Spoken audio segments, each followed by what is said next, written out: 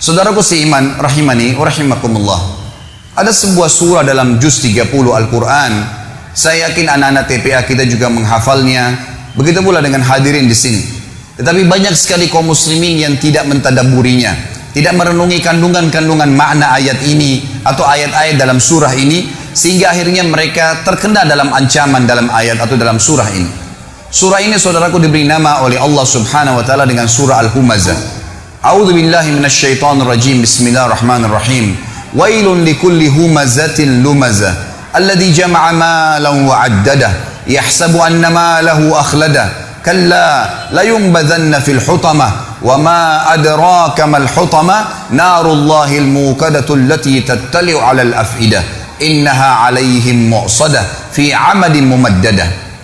Di dalam tafsir sekaligus terjemahan, wailun berarti saudaraku seiman memiliki banyak makna yang artinya adalah kecelakaan, kehinaan, penyiksaan, kerendahan, segala macam makna yang bisa menyusahkan seseorang bergabung di masalah atau dalam kalimat wail. Seperti misalnya dalam ayat lain, wailun lil mutaffifin, kecelakaan, kehancuran, kebinasaan. Bahkan ulama tafsir mengatakan nama sebuah lembah di api neraka namanya wail. Allah mengatakan wailun likulli. Kata-kata li, li ini berarti untuk, dan kullu berarti semuanya. Dan kalau bergabung antara li dengan kullu berarti tidak ada pengecualian. Allah mengatakan wailun likulli, kecelakaan, kehancuran, kebinasaan, siksaan, lembah di api neraka untuk semua, tidak terkecuali. Siapakah yang Allah ancam saudaraku? Dua kelompok, humazatin lumazah. Humazah ini kata ulama tafsir maknanya adalah alladzi ya'ibun nasu biqaulihi, orang yang sibuk menceritakan aib orang lain dengan lisannya. Sibuk lisannya setiap hari bangun tidur sampai tidur lagi bagaimana menjatuhkan orang lain, menghina orang lain, mengeluarkan kata-kata yang mengundang murkahnya Allah dari kata-kata kemaksiatan. Tidak ada nasihat, tidak ada zikir, tidak ada baca Al-Quran. Padahal orang mukmin harus memikirkan semua yang keluar dari lisannya adalah sesuatu emas, bernilai, punya bobot, sehingga dicatat dalam buku amalnya, dan dia menjauhi semua kata-kata yang justru berbahaya bagi dia, yang akan membuat orang lain membencinya karena kata-kata kasar atau menghina atau menjatuhkan. Bahkan Allah Subhanahu wa taala akan murka padanya, dan kita akan dengar dalam lanjutan ayat ini bagaimana Allah mengancam orang-orang yang menyalahgunakan lisannya. Saya akan paparkan panjang lebar hadis-hadis dan berhubungan dengan hukum-hukumnya setelah membacakan umumnya ayat ini. Allah Subhanahu wa taala mengatakan lanjutannya lumazah. Beda antara humazah dan lumazah saudaraku hanya di awal hurufnya. Kalau humazah menggunakan ha, kalau lumazah menggunakan lam. Kalau tadi humazah alladzi ya'ibun nasu biqaulihi, orang yang sibuk menceritakan aib orang lain, menjatuhkan, menghina dengan lisannya, maka lumazah adalah alladzi ya'ibun nasu bifi'lihi, orang yang sibuk mencontohkan aib orang lain dengan perilakunya. Temannya pincang dicontohkan jalannya, temannya cadel dicontohkan jalannya. Apa saja kekurangan dari fisik seseorang di depan matanya, maka dia jadikan sebagai bahan-bahan olokan. Sekali lagi Allah mengatakan wailun, kecelakaan, kehancuran, kebinasaan, lembah di api neraka untuk semua tidak terkecuali kelompok yang sibuk menceritakan orang lain dengan lisannya, menjatuhkan mereka, menghina mereka, atau mereka mencontohkan aib orang lain dengan perilakunya. Apa yang Allah Subhanahu wa taala sebutkan tentang ciri mereka? Kata Allah Subhanahu wa taala, alladzi jama'a malan wa 'addadah. Yang paling banyak kena dua kelompok ini adalah orang-orang yang selalu secara letterlet maknanya mengumpulkan harta dan menghitung-hitungnya. Ini terjemahan letterlet, tapi makna tafsirnya adalah orang-orang yang mengejar prestasi-prestasi dunia yang mereka mengira bahwasanya prestasi itu akan terus kekal bersama mereka. Misal, seorang ketua yayasan terus merasa dirinya akan menjadi ketua yayasan. Setiap merasa ada saingan, maka dia akan berusaha menjatuhkan dengan lisan atau perilakunya. Setiap orang dicalonkan menjadi wakil rakyat, maka dia akan terus mencari aib lawannya tadi dengan cara terus menjatuhkan dia dengan lisan dan juga dengan perilakunya, dan seterusnya. Semua ini adalah hal-hal yang diancam oleh Allah Subhanahu wa taala.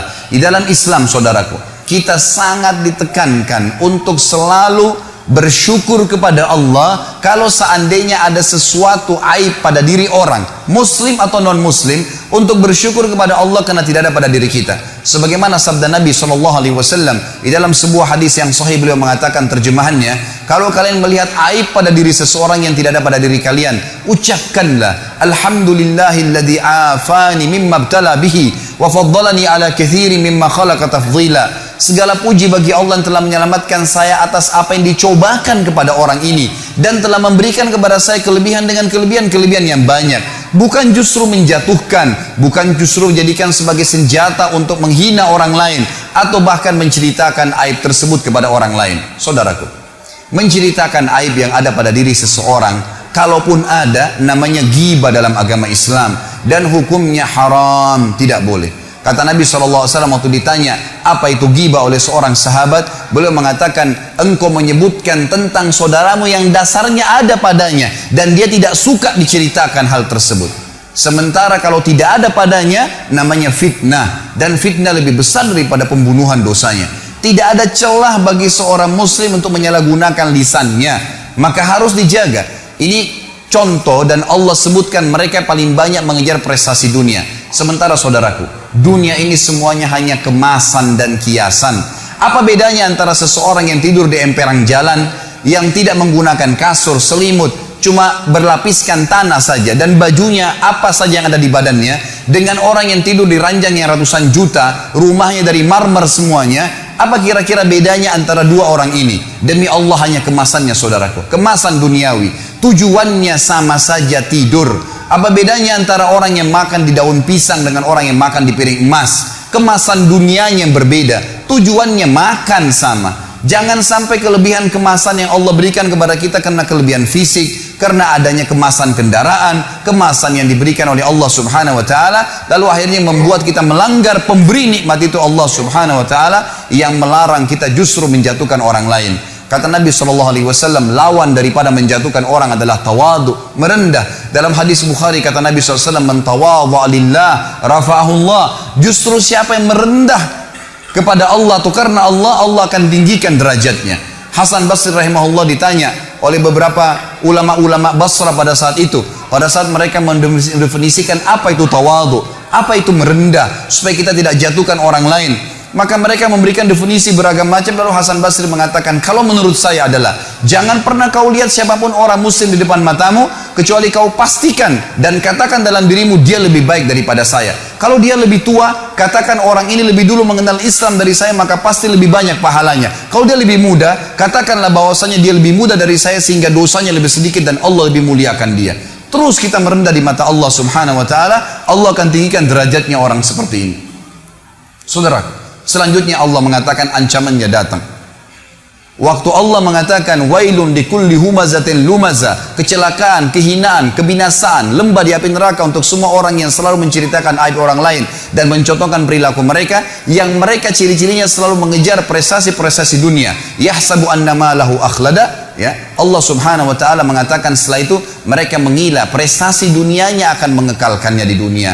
Kalla, tidak mungkin. La yumbadzanna fil hutama, pasti mereka ini akan dilemparkan ke dalam hutama. Allah lanjutkan, wa ma adraka mal hutama, tahukah kalian kenapa harus kalian takut, khawatir jangan sampai masuk ke hutama itu? Narullahil muqada, apinya Allah yang muqada. Kata para ulama tafsir, muqada maknanya adalah mushtailah, yang berkobar-kobar. Teman-teman sekalian, renungi makna ini.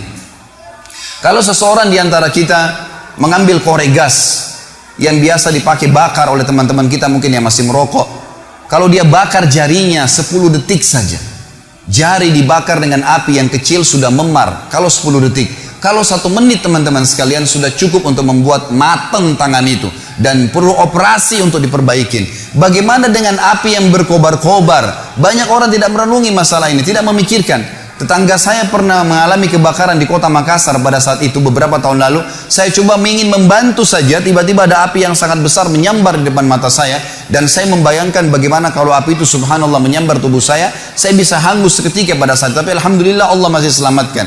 Tapi saya jadikan sebagai pelajaran, api yang berkobar teman-teman sekalian luar biasa. Kalau membakar maka akan menghanguskan tubuh seseorang. Allah mengatakan narullahil muqada, apinya Allah yang berkobar-kobar. Cukup sampai situ? Ternyata tidak. Allah masih sambung lagi, allati, yang api itu tattali'u alal af'idah. Sifatnya api itu kalau dibakar kakinya penghuni neraka nanti yang humaza dan lumaza ini akan membakar sampai ke jantungnya.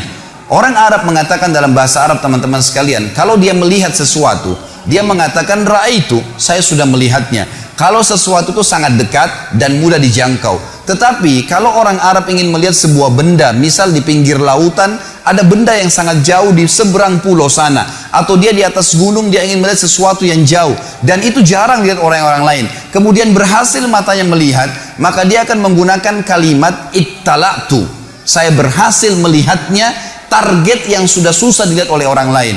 Makanya dalam baca buku pun dikatakan ittala'tu, saya berhasil melihat sesuatu informasi yang saya butuhkan. Allah menggunakan kosakata ini. Sifat neraka tadi, api yang berkobar-kobar hutama itu, kata Allah, allati, yang tattali'u, ittala'a, sampai pada target, alal af'idah, ke jantung manusia. Kata para ulama tafsir, kalau dibakar kakinya langsung ke jantungnya terbakar. Padahal kalau rasional kita datangkan manusia dan dibakar, teman-teman sekalian, yang terakhir terbakar jantungnya karena diselimuti oleh kulit, otot, tulang, dan seterusnya. Cukup sampai situ? Tidak lagi. Allah masih sebutkan agar orang betul-betul meninggalkan perbuatan buruk ini. Setelah dikatakan allati tattali'u alal af'idah, innaha, sesungguhnya api itu, alaihim mu'sadah, terhadap mereka melengket atau melekat. Mu'sadah bahasa lainnya adalah multasiqah, melekat. Kalau ada api, teman-teman sekalian, kita dilemparkan, disemprotkan api, lalu api itu tertarik kembali, kita rasakan panasnya tapi cuma sebentar. Tetapi kalau tubuh kita diberikan bensin, lalu disemprotkan api sehingga api itu melekat di tubuh kita, maka akan terus terasa panasnya. Per detiknya terasa panas. Maka Allah menggunakan kalimat ini.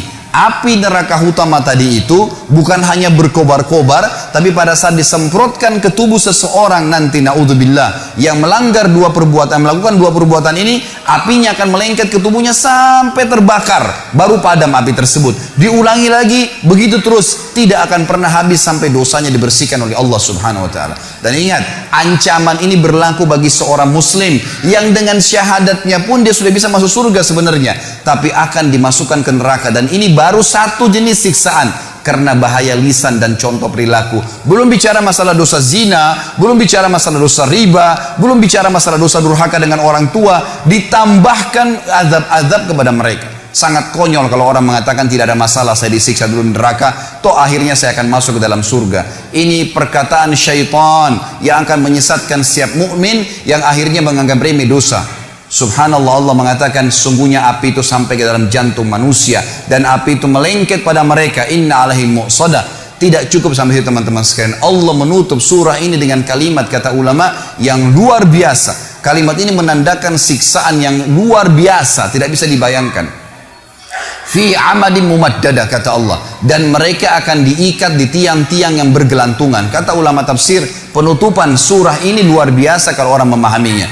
Rasionalnya begini, kalau masjid ini kita tutup semua, tidak ada lubangnya sedikit pun, lalu kemudian kita bakar dengan api, teman-teman sekalian, ada orang yang mau dibakar di sini, nggak diikat di tiang, dibiarkan dia berlari-lari sana sini, tapi penuh dengan api ruangan ini. Pasti dia akan mati terbakar, tapi ada jeda pada saat dia lari ke sana, dia lari ke sini, ada jeda, dia tidak rasakan panasnya api. Kalau ada orang kita ikat di tiang masjid ini, lalu kita bakar, ditutup semuanya, dia nggak bisa lari karena terikat, juga masih ada jeda di mana dia bisa menginjak-injakkan kakinya ke lantai sehingga api dari bawah kakinya padam. Memang dia terbakar, tapi masih ada jeda di mana dia tidak rasakan panas. Tetapi teman-teman sekalian, renungi makna ayat ini, namanya tadabbur, mengambil hikmah dan hukum yang Allah inginkan. Kalau kita tancapkan tiang di atas atap masjid ini, ditancapkan tiang seperti misalnya tiang lampu yang besar, lalu kita ikat seseorang di situ, kemudian dibakar ruangan ini, dia bergerak kiri kanan pun tetap akan merasakan panasnya api siksaan tersebut per detiknya. Dan ini kata ulama adalah makna yang luar biasa, mengandalkan sudah cukup seorang muslim meninggalkan dosa ini, saudara. Surah ini, teman-teman sekalian, mengajarkan kepada kita tentang bahayanya menyalahgunakan lisan. Dan dari sisi lain, lisan dalam agama kalau dipergunakan dengan kebaikan, maka akan baik. Anda kalau menggunakan lisan Anda dengan baik, walaupun fisik Anda punya kekurangan, orang akan suka dengan orang yang lisannya baik, santun kalau bertutur kata, yang keluar dari mulut seorang muslim cuma nasihat, tanya kabar, ilmu yang bermanfaat. Tidak ada sesuatu yang menjatuhkan orang lain, tidak ada sesuatu yang menyakiti orang lain atau menceritakan aib orang lain. Maka dia akan disuka oleh orang umumnya. Dan kalau ada seseorang yang lisannya tajam, walaupun tampannya orang paling tampan di dunia, paling kaya, tapi kalau lisannya tajam, suka menghina orang lain tidak suka dengan dia. Itu secara kehidupan manusia.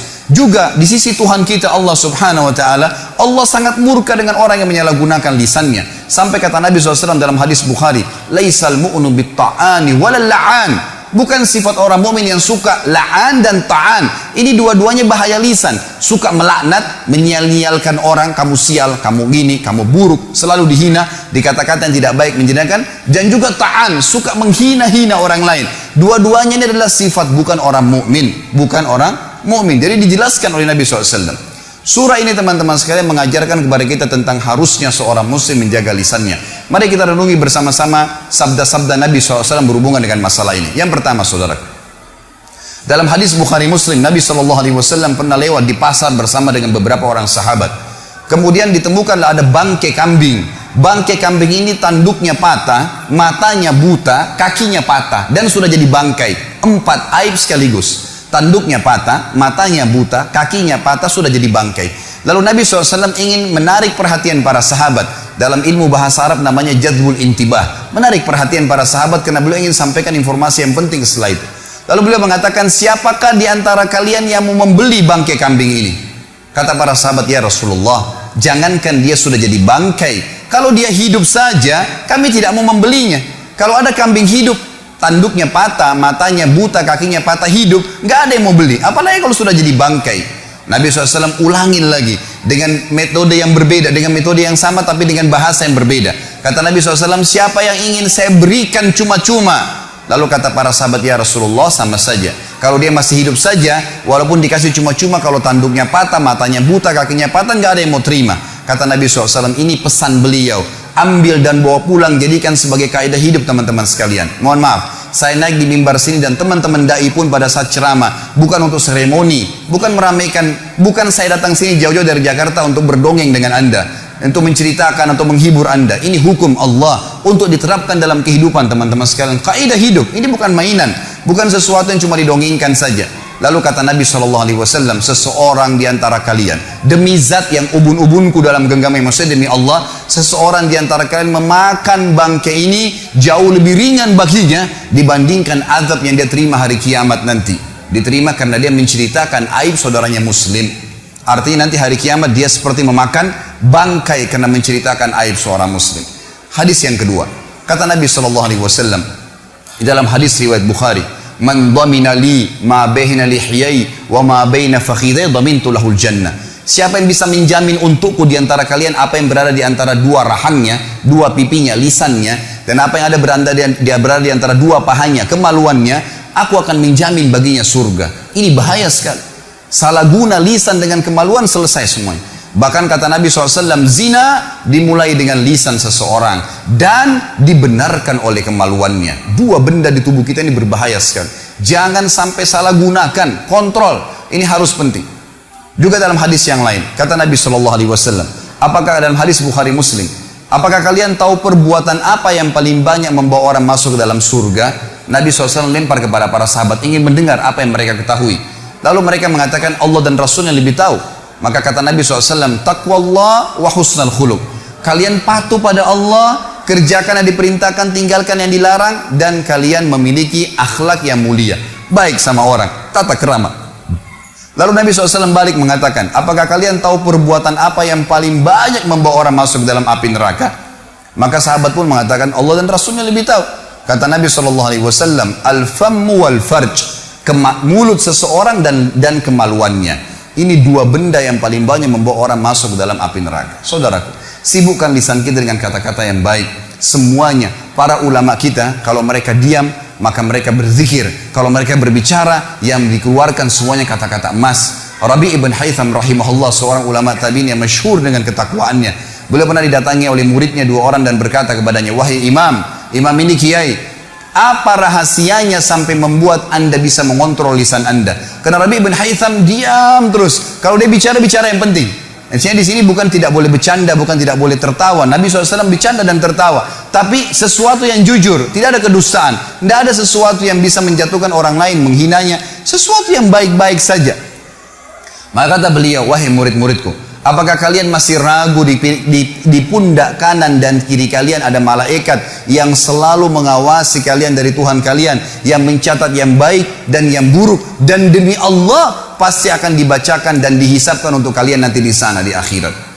Maka perkataan Rabi' bin Haytham adalah sebuah hal yang luar biasa, menandakan keimanan seorang mukmin memang tergantung pada lisannya dan juga pada kemaluannya. Kata Nabi SAW dalam hadis yang lain pada saat ditanya, atau beliau mengatakan, maukah kalian saya tunjukkan amal lebih baik daripada kalian bersedekah kepada fakir miskin, lebih baik daripada kalian membantu orang lain, lebih baik daripada kalian ke medan perang sementara kalian menebas leher musuh kalian dan kalian ditebas lehernya, kalian membunuh atau kalian terbunuh. Maka para sahabat mengatakan, tentu ya Rasulullah. Kata Nabi, lisanmu selalu mengucapkan zikrullah, selalu bermanfaat. Apa yang diucapkan, tanya kabar orang, baik, dan seterusnya. Maka tidak ada yang lain seperti itu, teman-teman sekalian. Dan kata Nabi SAW juga dalam hadis Bukhari Muslim, man kana yu'minu billahi wal yawmil akhir falyakul khairan aw liyasmut. Siapa yang mengaku beriman pada Allah hari akhir, tinggal nunggu sebentar jemaah sekalian.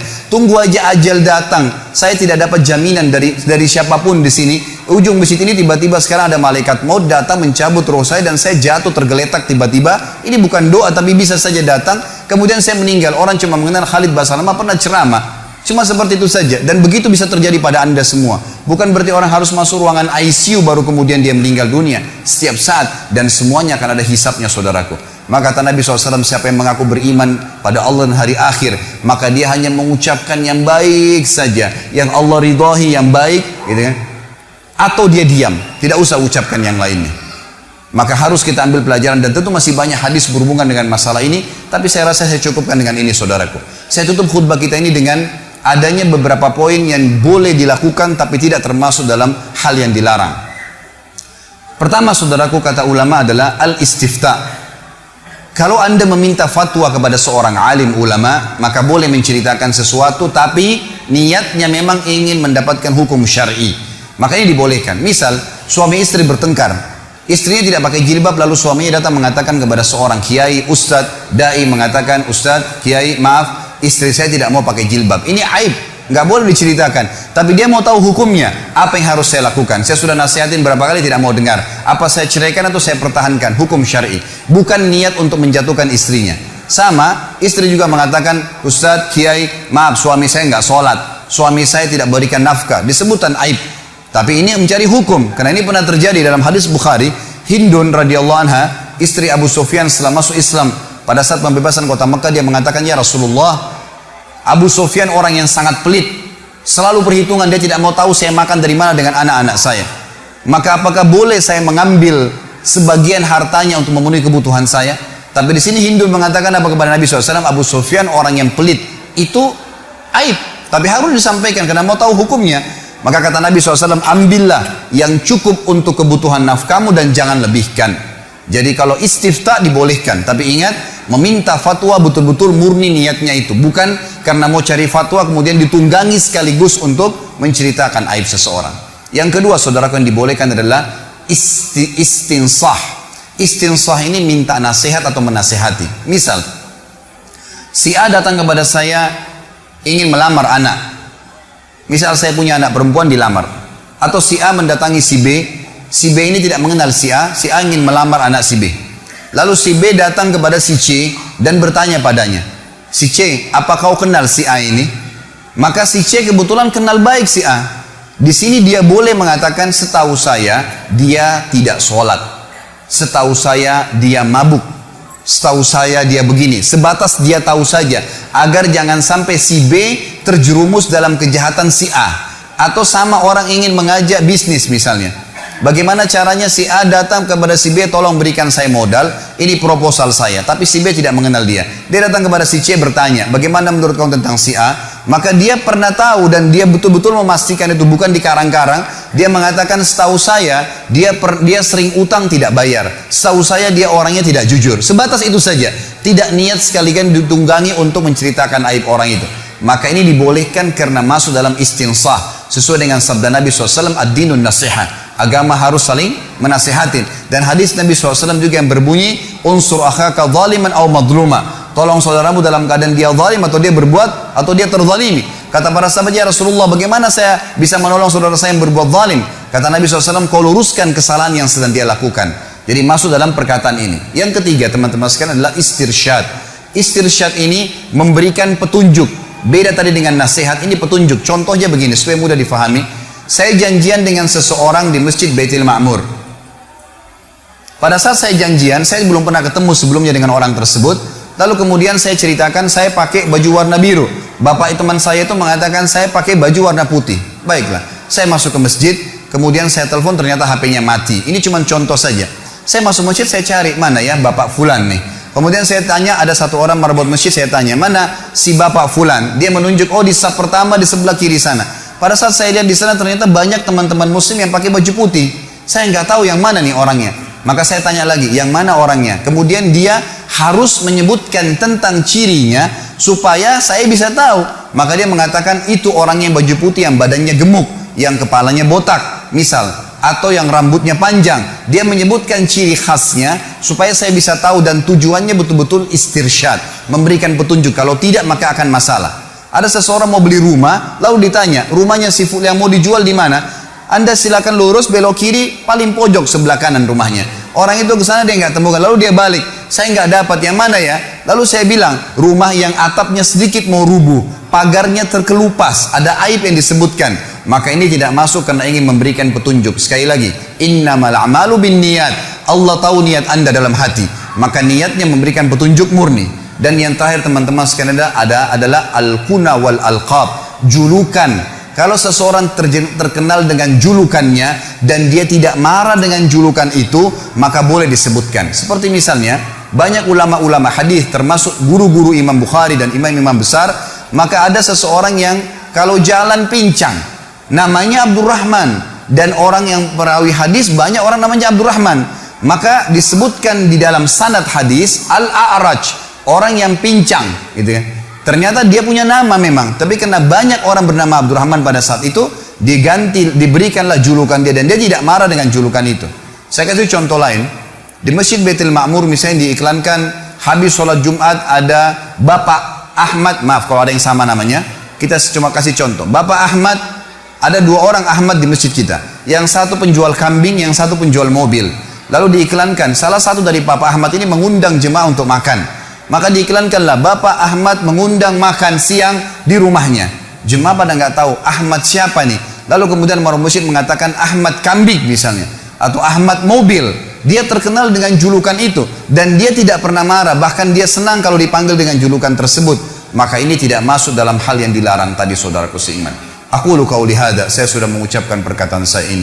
Wa astaghfirullah li wa lakum, dan saya beristighfar kepada Allah dan untuk jemaah sekalian kalau memang ada hal-hal yang salah. Fastaghfiruhu innahu wal ghafurur rahim. Beristighfarlah karena Allah Maha menerima taubat hamba-hambanya.